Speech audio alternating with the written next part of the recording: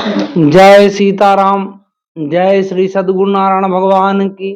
अपने अपने माता पिता की जय। आज आप लोगों के सामने मैं रामायण महाकाव्य श्री रामचरितमानस का सबसे धार्मिक, मार्मिक और अद्भुत प्रसंग लेके आया।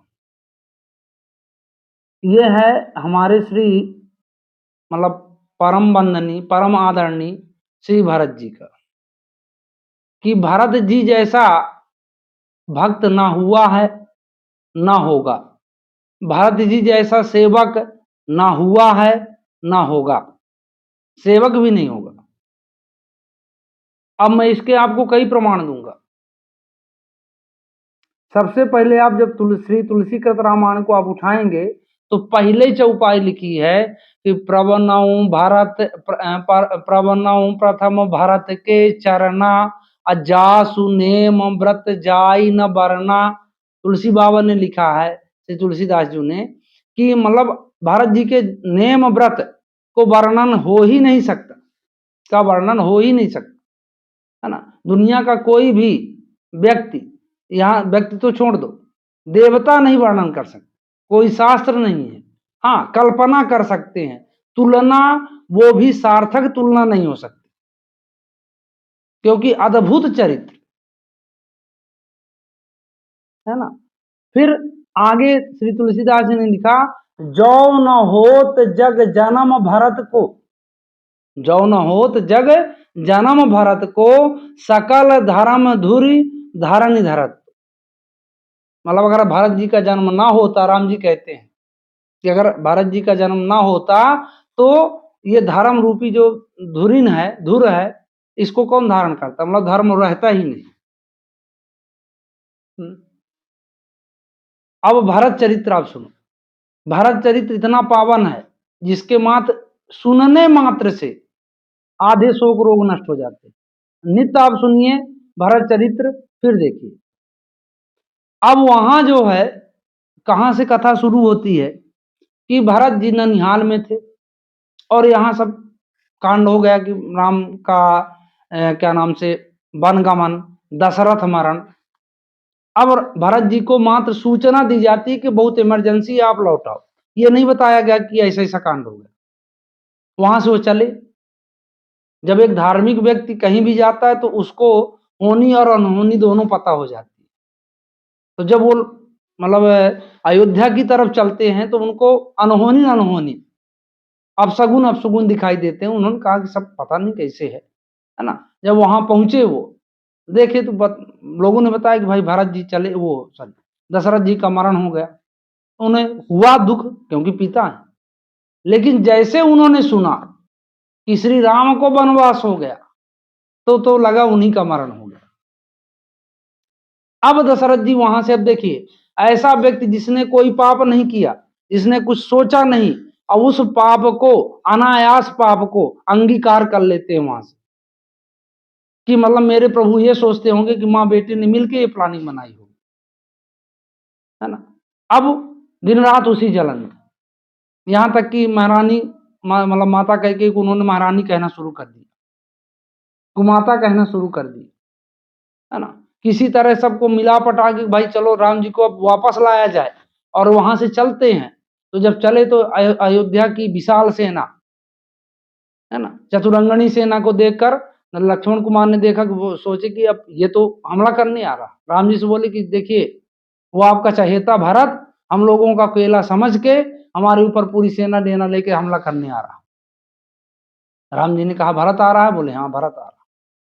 लक्ष्मण क्रोधी थे, उन्होंने कहा कि मैं अभी उसको सिखाता हूं, जो शंकर सत करो सहाय। अगर आज शंकर भी उसकी सहायता करने आएंगे तो मैं उनको भी रण में पछाड़ दूंगा। भगवान ने कहा भाई उतावला क्यों होते हो इतना?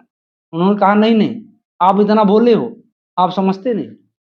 उन्होंने कहा क्या नहीं समझते? बोले भारत जो है हम दोनों को मार डालेगा। बोले किसने कहा? बोले वो सेना लेके आ रहा है।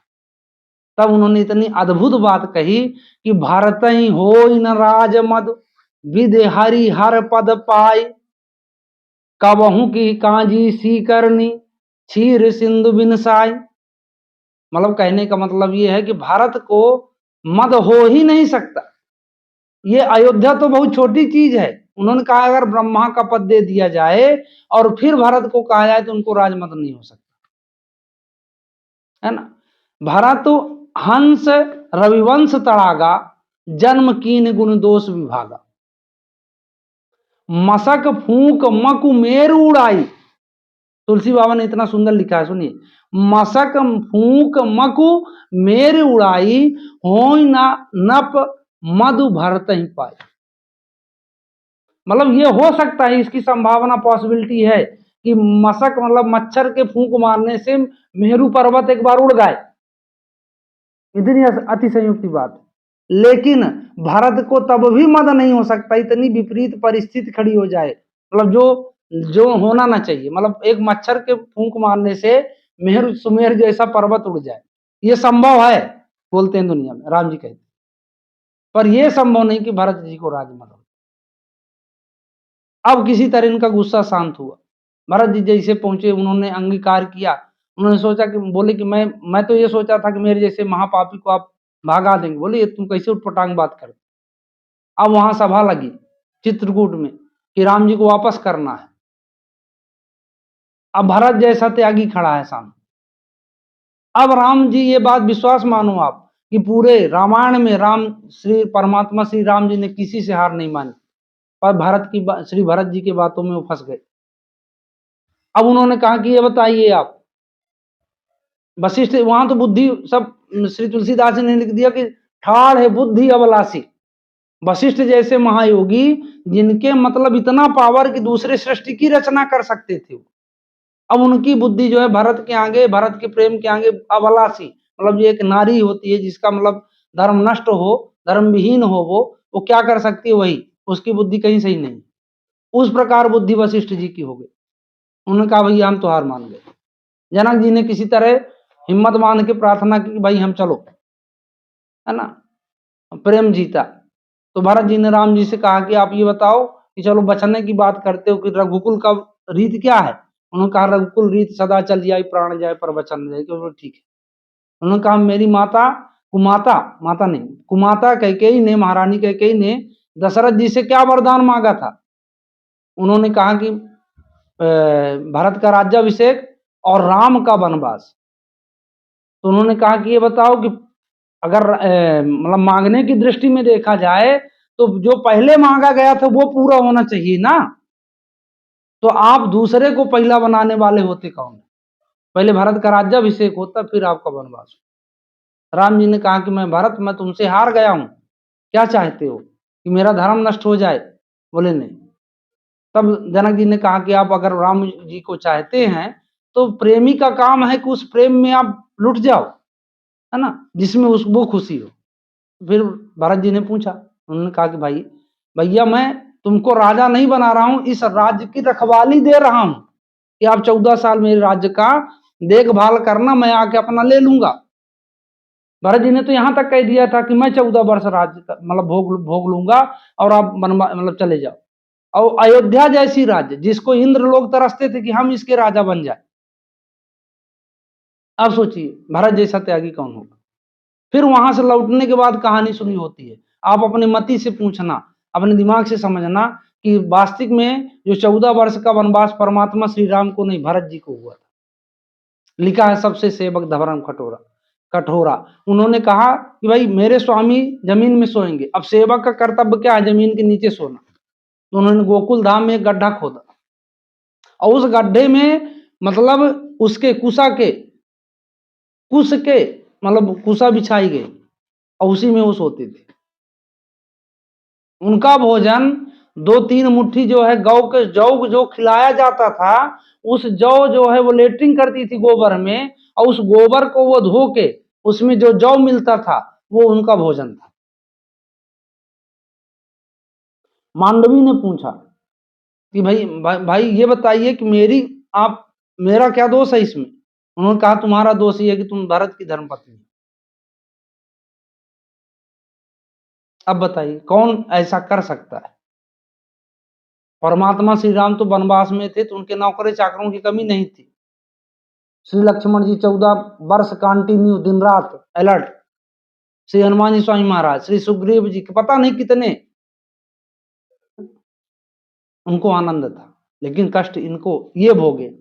ताकत इतनी कि मात्र कुशा का बाण मारा था तो वज्राकार हनुमान जी विकलांग हो गए, गिर गए भाटे से जमीन, है ना। उसमें भी उन्होंने कह दिया था कि तुम जाओ हनुमान, सूर्य के इतना सामर्थ्य नहीं कि तुम्हारे पहुंचने से पहले निकल आए, और नहीं मैं उसकी धुरी सहित उसको नष्ट कर दूंगा। अब प्रभु मुझे एक आदेश दे दें, एक बाण यहां से छोड़ूं तो लंका सहित रावण का विनाश हो जाए। इतनी सामर्थ्य और इतनी विनम्रता, इतनी अनुशासनशीलता किसमें होगा?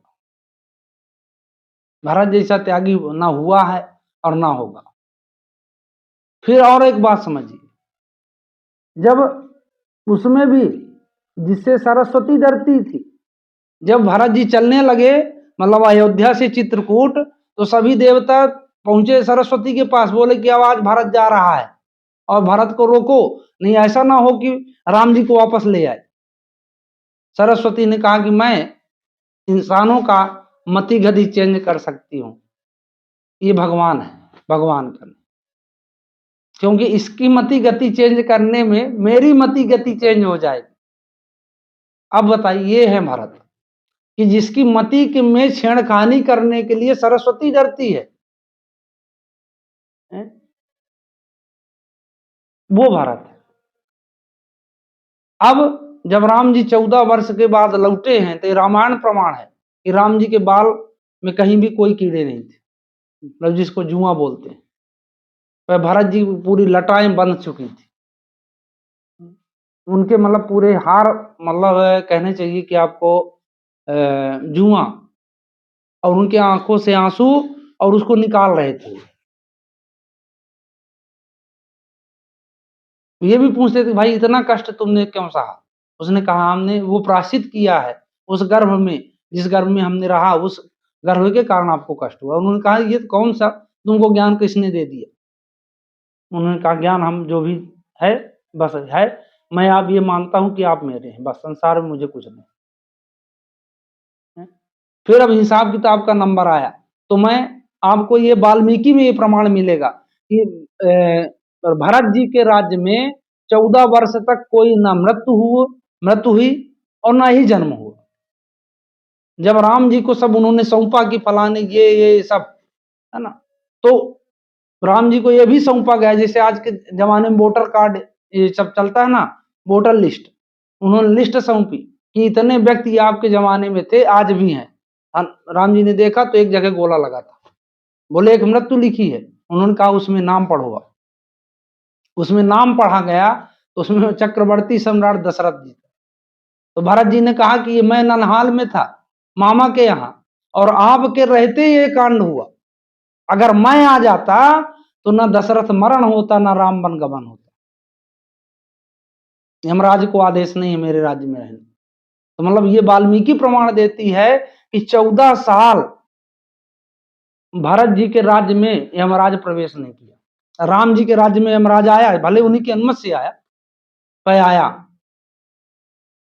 अब भरत जी के शासन काल में सोचिए कि जन्म नहीं हुआ, मतलब इतने लोग ये सोचे कि जिसका राजा इतना धर्मात्मा है कि मतलब गौ के गोबर से निकले हुए जौ वो खा के जीवन यापन करता है, वहां नागरिक सब संयमी हो गए, संयमी हो गए, मतलब उन्होंने जीवन यापन बना दिया कि नहीं, जब राजा इस तरह का है तो हम भी जीवन निर्वाह इसी तरह करें।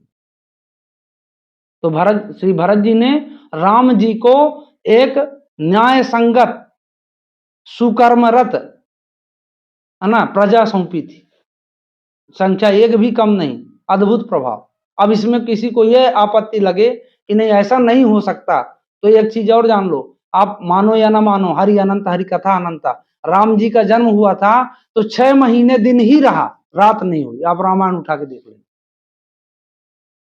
तो मैं तो यही आप लोगों से निवेदन करूंगा कि भरत जैसे महायोगी का आप दिन भर में एक बार चिंतन करो, आपके दिन मतलब किस्मत से जो बेकार लकीरें हैं वो मिट जाएंगी, दुख मिट जाएगा। भरत जैसे जो है भक्ति जो है कोई दे नहीं सकता। जो न होत जग जन्म भरत को, सकल धर्म धुरि धरन धरत को। इसको याद रखना है। तो इसी आशा के साथ कि आप इस चरित्र का गुणगान करेंगे, है ना, ज्यादा से ज्यादा आप दूसरे से मतलब इसको शेयर करेंगे। और कथा तो बहुत लंबी है, पर शायद है कि आप लोग मौका दें कि ये घंटे की भी वीडियो बने। बस आप लोगों से यही निवेदन है कि आप लोग इसी तरह प्रेम दीजिए, है ना, जिससे मेरा सपना साकार हो, आपका दिन जीवन मंगलमय हो। जय सीताराम।